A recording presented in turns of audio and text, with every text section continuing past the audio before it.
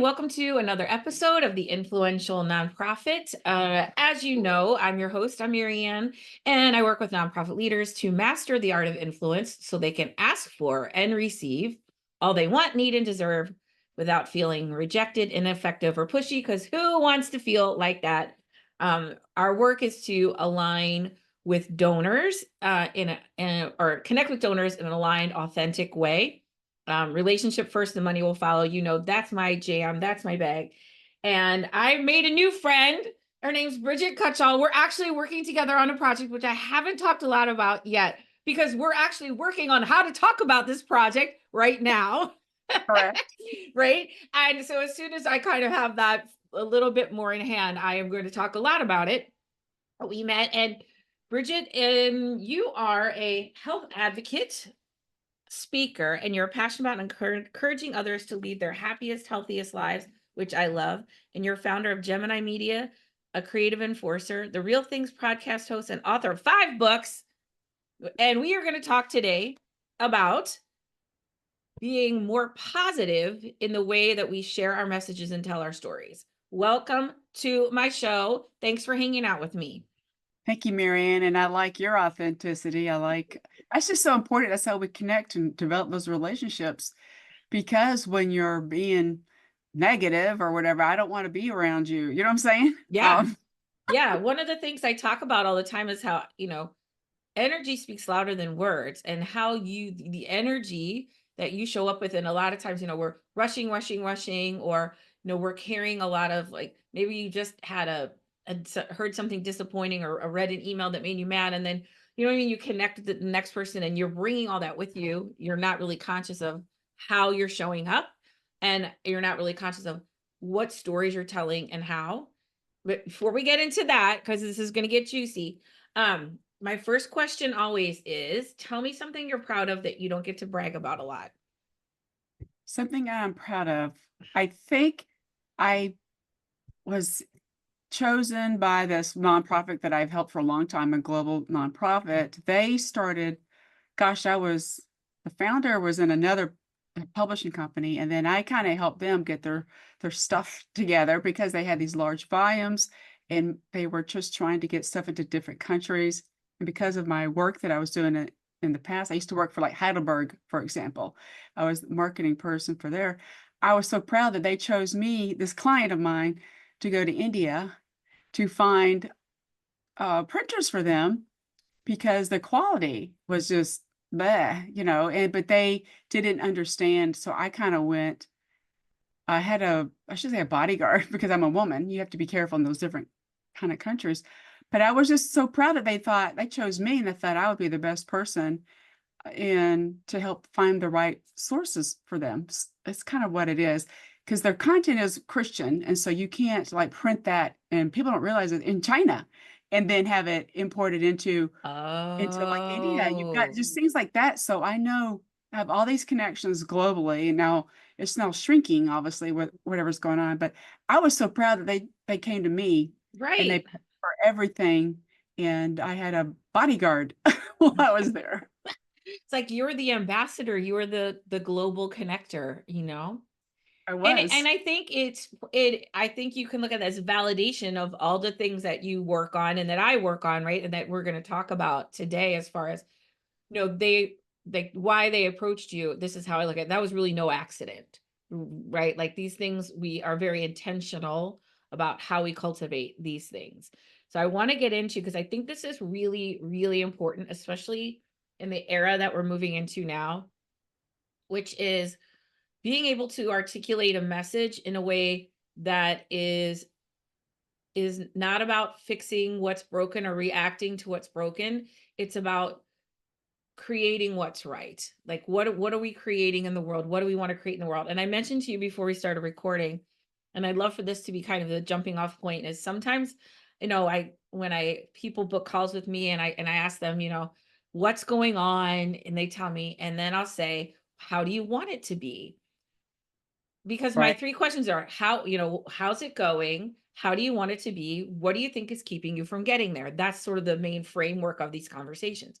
But when I say to them, "Well, what do you think, how do you want it to be?" They go, "Huh."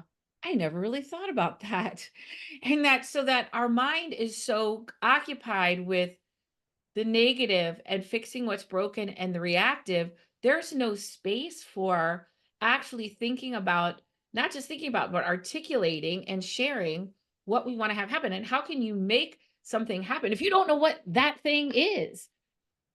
Right. You have to also get, I believe, in feedback from others too, not just what your thoughts are, but you kind of need to listen as well, ask questions, listening. Because I sometimes didn't realize that my knowledge that I had, because I didn't know what I wanted to do, to be honest with you, Marianne, like 10 years ago, because I had a corporate job. I got laid off. Then I got cancer again. And I felt so undervalued. And that's what I needed from that one client that I had mentioned. They came to me and I told them I was honest about it. And I learned being authentic and telling the truth, but in a good way, is what has helped build trust, right? And I wanted to be trusted. I wanted to be, that was important. Hopefully I answered your question properly. It's just everybody's situation is different, Right. right? And so let's talk about telling, you said telling the truth, but in a way that people are willing to listen to it. So, Yes. can you explain a little bit about how to do that? How to tell the truth. Well, don't start off with a long story. I think that will turn people off. Kind of, sort of, you want to get to the point, but you have to have some takeaways. That's the right thing? Like you mentioned, you got to ask them the right question, and if they aren't sure how to answer, then just ask them another question. It's like a prompt Right, right, in a way, right, right, prompting, but just got to be careful with who you're talking to as well, because some people are don't understand either. It depends on, I meant by the business that they're in, right? That's kind of what I mean. But when you're working with nonprofits, they have um a lot of tough things to encounter to get right, funds is part of it. And I think you got to express compassion to them, let them know you're there to help them. And you want to give them, when they give you that answer of what do they want, and if they have an answer for you, then you want to ask another question. And then just to get the conversation going. And if they don't want to continue the conversation, then don't push, right? right, right. I think the quality of our conversations has so much to do with the quality of the questions that we ask, right? And using the questions as a guide. So it's a pull, not a put. I think for the bottom line for me, it's not about pushing an opinion into somebody. It's about pulling out, right? Like it's in the pull, not the push. Right. And I had somebody actually did a talk last week, and the woman who was hosting the talk was before the talk started. We're just killing time, and she said, "Oh, I'm on this conference committee, and I'm frustrated with the person who's running it or whatever." And anyway, and she said, I'm trying to get him to see it my way. And it's like anytime you try to get somebody to see it your way, I think that puts people on the defensive. And I Yes. said, my approach would be to ask him what's important, like, because there's something that you're missing in what he values, that, and maybe you could figure out where there's an agreement in your values and then use that as a jumping off point to create that connection. And because anytime you push, people are just going to push back. That's my experience. Yes, I might push back too if I'm being pushed to being told, don't tell people what they need to do, right? Like you said, you're pulling for them. You're trying to, they need to understand what they want in their core, what's important to them. Yeah. And so when we talk about, like, you know, being encouraging others to lead their happiest, healthiest lives, but it's not like unicorns and rainbows. It's not just Oh, like, no, it's not it's what like that what they call toxic positivity, where you're just, I am going to be happy. Like when my kids were little, and I'd be like, "Hey, we're going to do this fun family outing." And they're like, "Rah, rah, rah," and I would say, "Everybody get in the car. We're going to have a nice family time." That, it's not like that. Well, I came up with that phrase because of the people don't realize the health issues I've dealt with. And I've learned that I had to find to be active, to stay active, I needed to do something that I thought would make me happy or does make me happy. Like you hear the term, you got to exercise, do all this, blah, blah, blah, right? But I'm not going to go ride a bike because I don't like it. All Right. right. I don't, that's kind of what I mean by that. And to be healthy, you need to like eat, eat what is good for you, but don't eat a bunch of vegetables just because someone tells you to. But I like vegetables. I've always enjoyed it. That's kind of what I meant by healthy. That's why I became a health advocate, because I was very curious. And that's why I'm still here asking lots of questions to the doctors because they didn't, I was a puzzle. But then I added humor and curiosity into our conversations, and it made them happy and it made me happy. I had to accept the negativity that I had this health issue to deal with. But I learned that like running is something that I enjoy. And I don't know why, but that's just something I've learned over the years. I don't go do marathons, but it makes me happy. I like to cook. It makes me happy, right? It's in the moment. That's kind of what it is. It helps me focus on what's important in life. And that's kind of where that phrase came from. So you mentioned a couple of times your health journey. I don't know your story but is there something you could share a little bit about Yeah. what your path? In my 40s, I had breast cancer twice, and a rare primary brain tumor was found in between. And I do everything right, and it has to do with the it started with we didn't know I had a brain tumor. That's really what it is. So I kept asking questions, and my breast cancer doctor got a MRI of my brain to check my pituitary, which is what controls your hormones. Okay, and that's when he was looking to see if I had a tumor. Well, I had a tiny tumor in my pituitary and a big tumor in the back of my head, and we didn't know I had. And that is what, because it grows slowly, it's rare, and that's why my body accommodated to it. But I knew, Marianne, your brain and your body are talking to each other. I knew something wasn't right, and that's why I kept pushing, Mm, looking for an answer, not just treating the symptom. And so I don't remember how many doctors I talked to, but I chose the ones that were willing to answer my questions. How's that? right? Because And that's not always the case, that's right. I hear a lot of stories of that, or it's just anxiety or, you know. Yes, one guy was trying to push pills on me. I'm like, No, for what?" I'm like, "Why?" I just feel weird. I just couldn't explain it. And so that's why I trust like the neurosurgeon that monitors the brain tumor. I trust him because I asked him, I said, "If this was your wife with this brain tumor, would you do surgery on her?"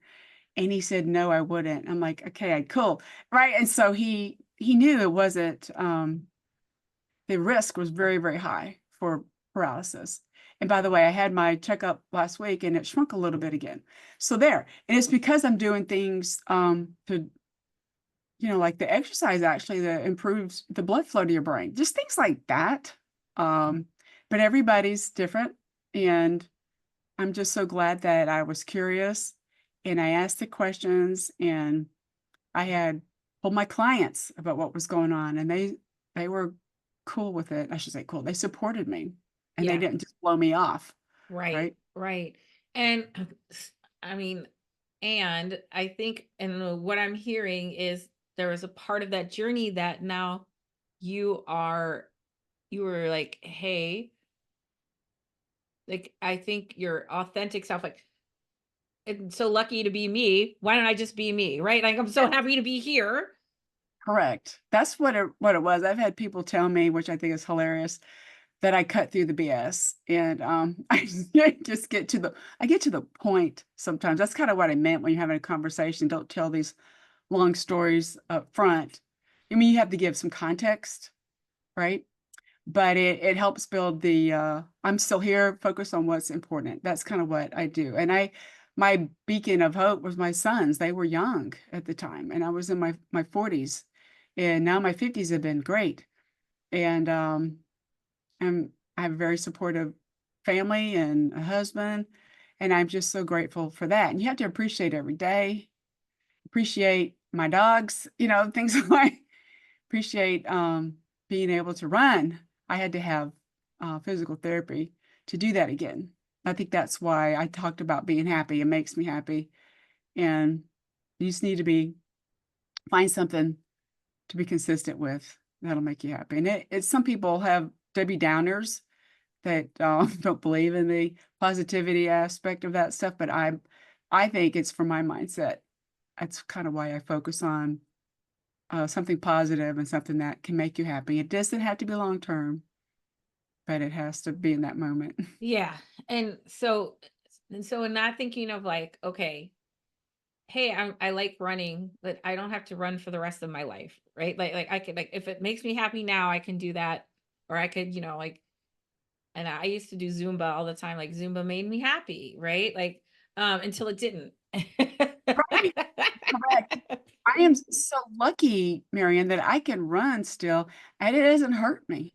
And but I like it. I think because I get the happy endorphins from it. I joke that I don't want to go choke people after. I'm just kidding.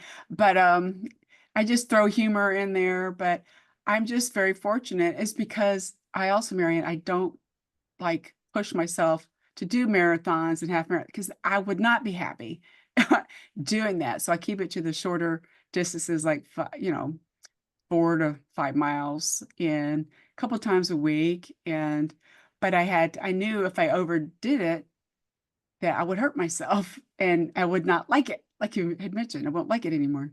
Right. Right. So we talked about the founder of Gemini Media. What is Gemini Media? Gemini Media is something when I got laid off from my corporate job, my clients were like, do your own thing. And so I had to make up a name of a business. And so I said Gemini Media because I'm a Gemini, sorry. And media is my background, right? It was more of the print media aspect where I was involved with publishers and things like that. And so the word media just resonated at the time. And so I help with my clients with projects. They don't understand that on the production aspect. A lot of people don't have, they have shorter people, shorter staff. Is that the right word? They don't have the Yeah. experience to understand what goes on in the background for media projects. And so they kind of, I'm in a way a production manager or a project manager for these things. And an example was that global nonprofit. I help them in the United States too. I don't help them in other countries really, but they needed help in India. But that's kind of what I do. I help with the production of their media projects. A lot of it is books. A lot of it is I don't do what's the word? I don't do like cups and things. I don't get into that. Right. Right. I don't. Yeah, you know what I'm Right. saying? I don't get into that. But I want to help people get their stories up there. A lot of them are children's books. Mm. A lot of them. I've helped training companies as well because they need their content. I've helped with an app, a couple of apps. I didn't do the app, but I helped manage the project. So it just depends. It's really part of media. And media, as you know, is probably getting some negative words around it too for some reason. But I just that's just from my background. That's why I put media in Gemini Media. Yeah. Okay. And so I love that. It sounds like what I was hearing is this idea of, you know, like you in the center of, kind of just making things happen, right? Like, Yes, I'm a doer. Yeah, I'm a yeah. doer. And I want to get back a little bit into what we were how we started. I want to loop back a little because I feel like there's a lot of people right now who are like really terrified of, the next few months or the next few years.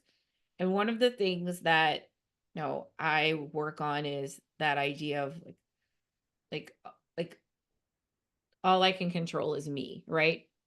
But I love your idea of, the value of the happiest, healthiest lives, of that idea of positivity and of like truth telling. But what would you say to somebody who's like a little bit overwhelmed? Like, how can they apply what to maybe help them cope with the big changes that are coming? Well, I would ask them to just pause and try not to react and reflect on, what's making them upset. Is that's kind of like what's triggering it. Mm-hmm. If it's like watching the news, stop. I would recommend to not watch the news. I'm one of those people, I don't, just because a lot of it is now, with politics, I think that's what you're referring. It's just they just push a lot of fear out there. And I think that is what's triggering people to be concerned. But I would ask them to make some time each day, a little bit each day, to do something that you do enjoy.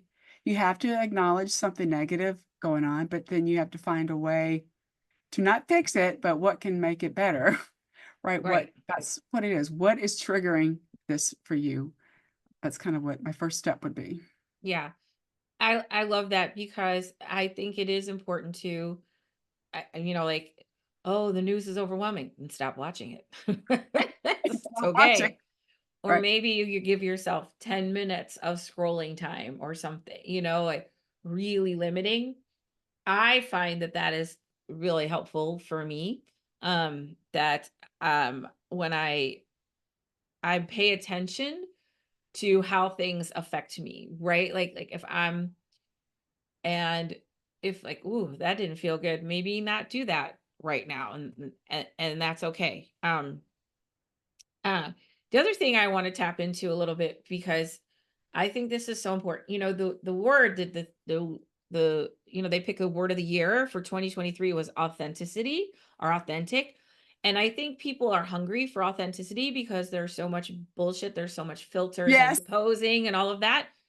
And I say, "Oh, be your authentic self." Like that can be really scary for somebody.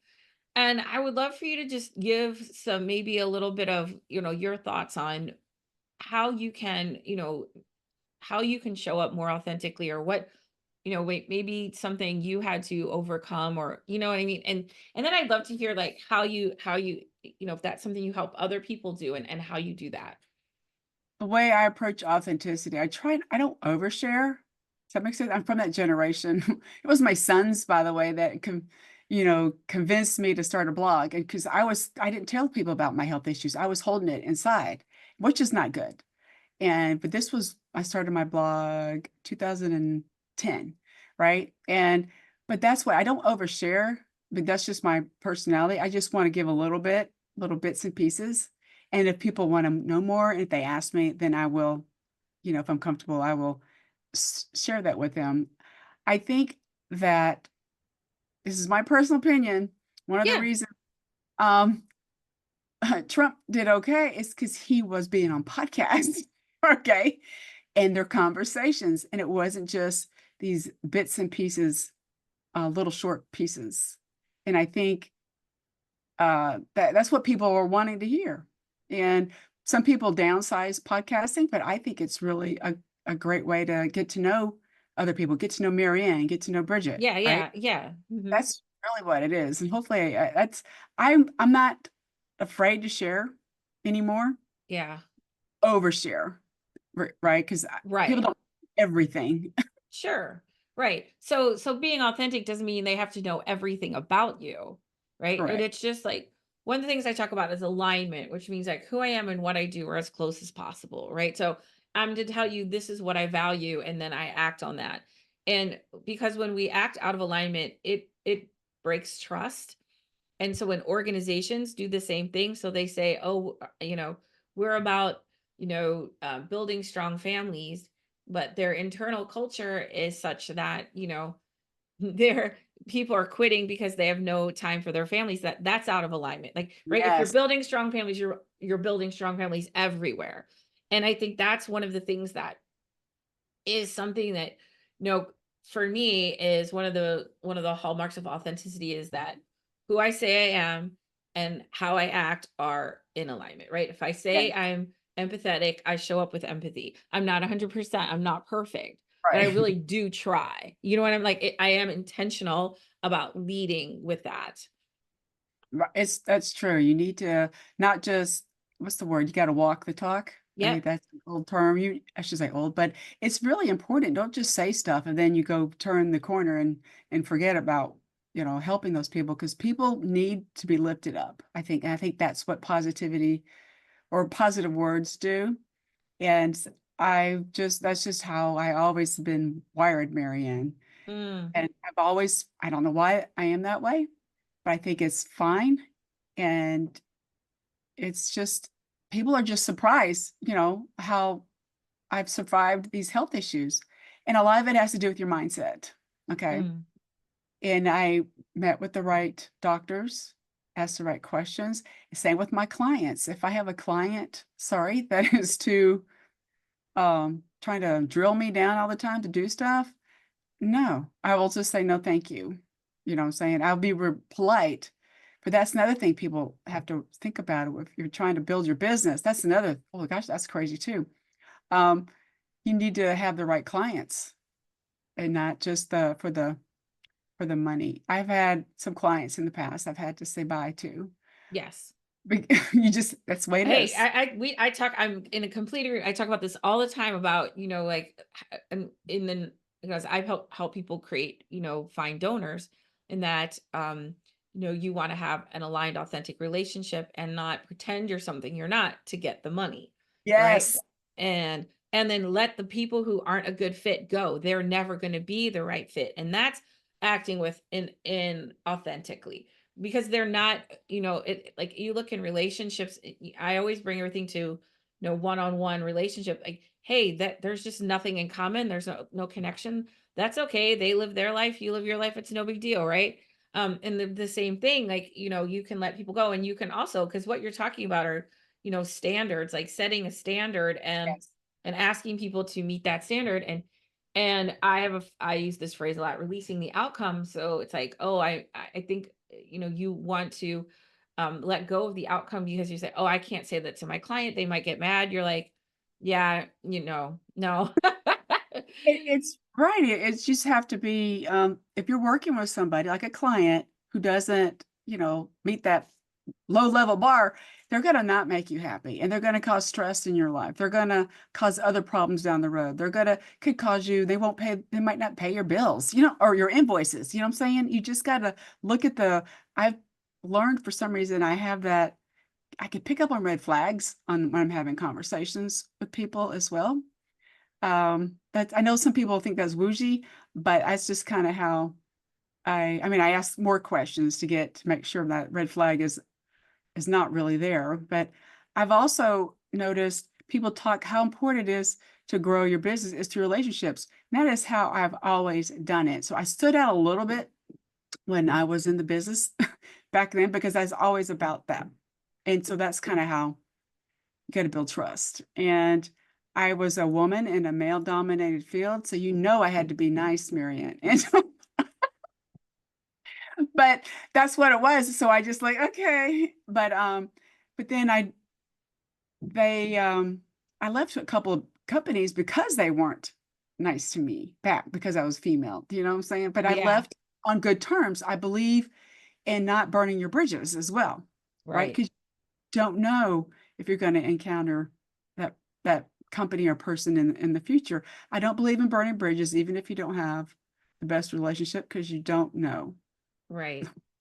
And I think that is part of what you were talking about, is the truth telling, but telling it in a way that people can hear it. So, and I don't know if you could share a little bit more about that, but I think that is so important, because I think what happens is people burn bridges, but not intentionally. It's because it's a fight or flight, right? They're either going to run, or they becomes a confrontation, and they don't know how to negotiate or navigate their way through, like, a complicated conversation.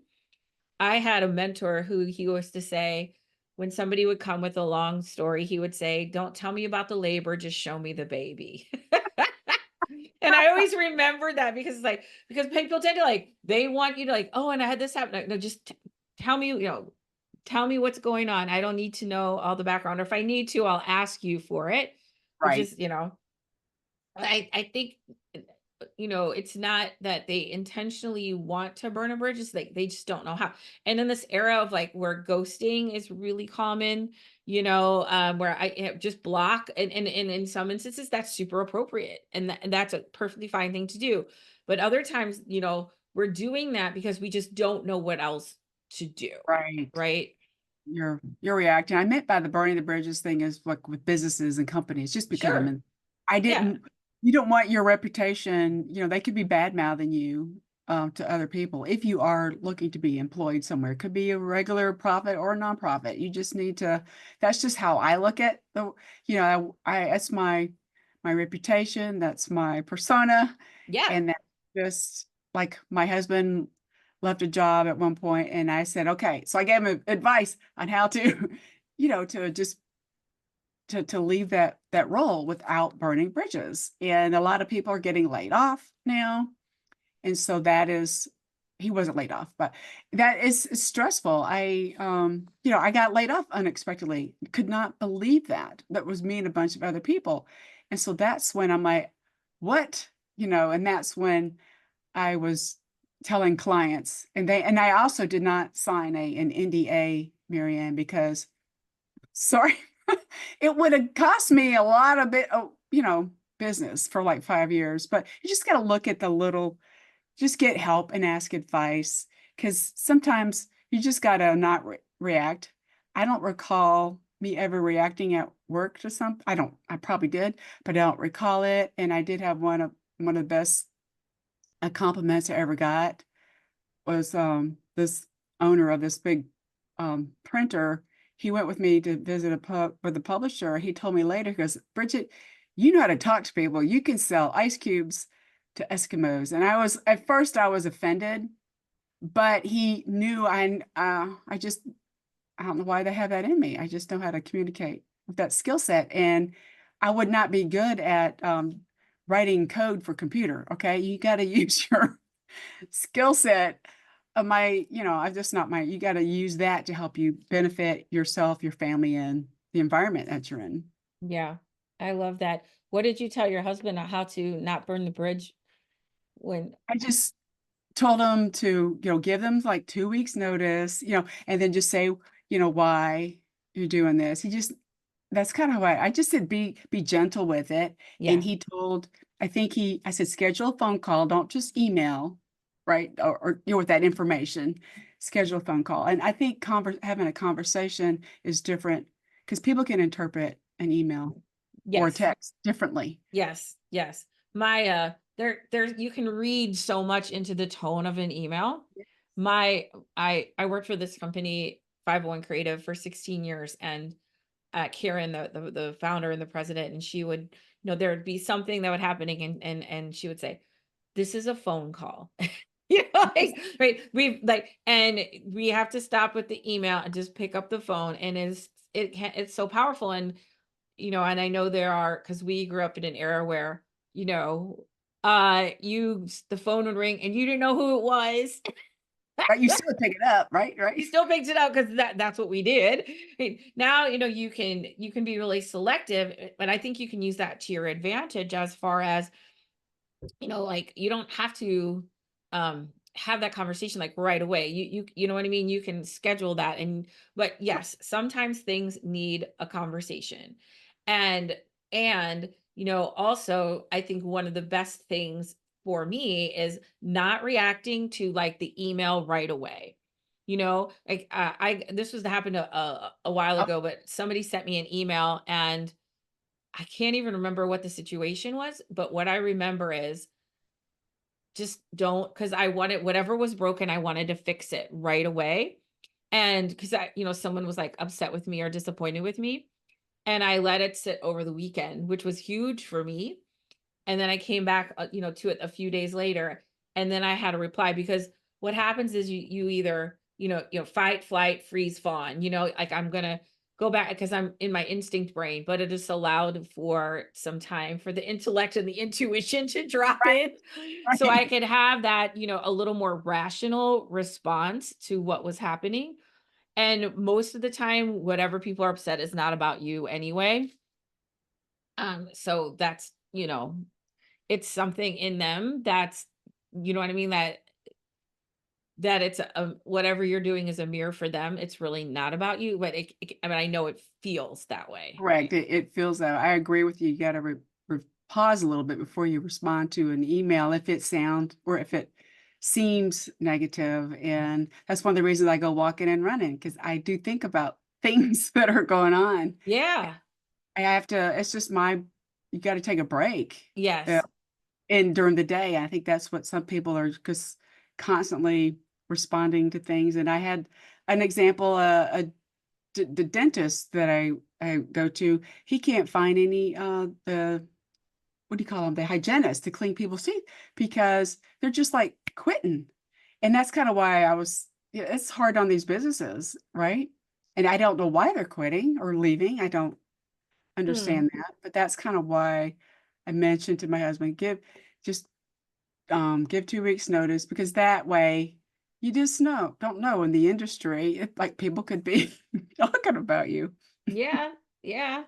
I mean, and if there's a way that you can, manage things gracefully. I remember, this was many years ago, one of my mentors told me about a client who had a lab, and they were doing research, and in Africa somewhere, anyway, monkeys broke in and destroyed this lab. And he was like, "What do I tell them?" And she said, "Tell them the truth." Right. And it was this big dollar donor.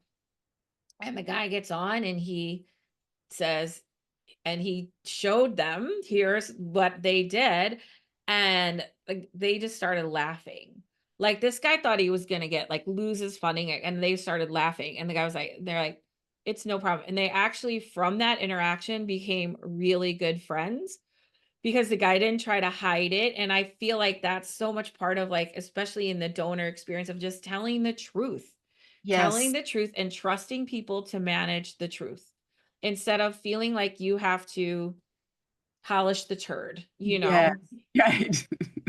That's true. You don't want to just polish it. You've got to tell the truth. And sometimes it's going to be hard.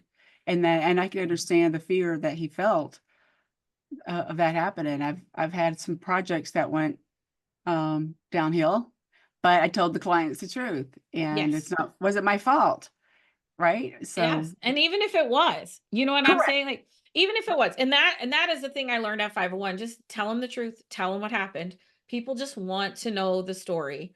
And most of the times, because they eh, I think most people have the assumption of positive intent, which means I'm assuming that you're not trying to actively do something awful, but something awful happened, Yes. right?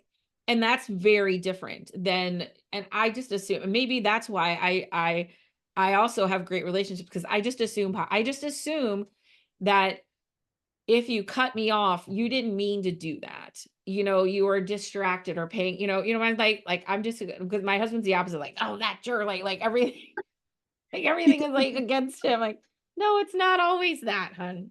give them some grace sometimes, right? You got Yes. to give them Yep. Yep. Give him the grace that you would want somebody to give to you.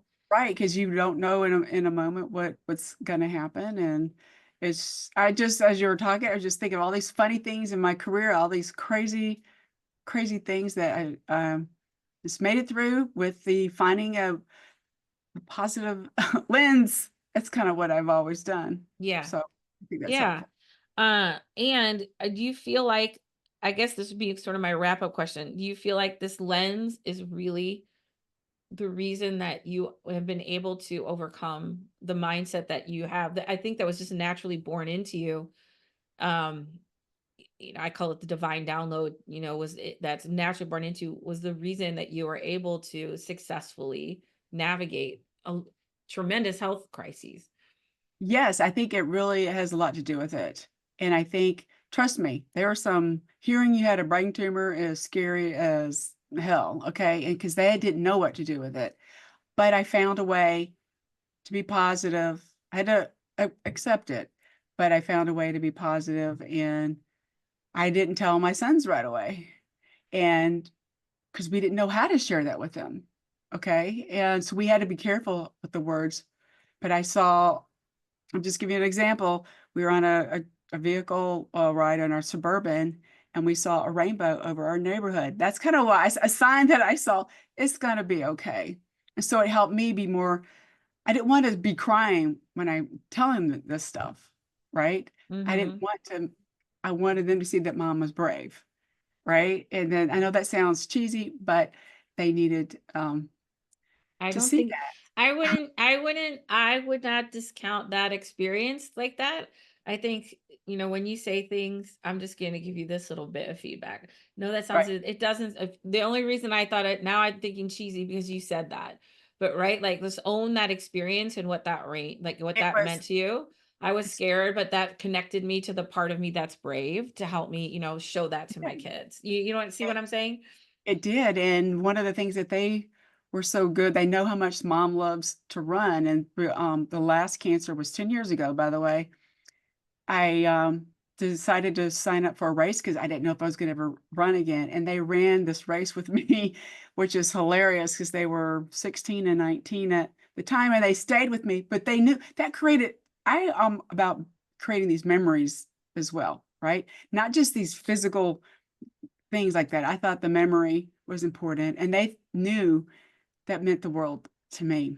And that's really what it is. It's about people memorying, excuse me, can't even say the word right, having a good memory of you because you want it to be a positive influence on them. Yes. Even Yes. though I've had so many other people that I've known that have had health issues and they didn't survive, right? Right. And I think Yeah. my curiosity helped me a lot because they didn't know what to do. And people think it was a miracle. Like, no, I think it's just because I asked A lots of lot of questions. questions. You cannot, the doctors did not know what to do. And I'm a believer in getting second opinions. Just that's really what it is, especially with healthcare. It changes all the time. They're learning so much, on this Yeah, journey. And of course. what it is, they're learning too.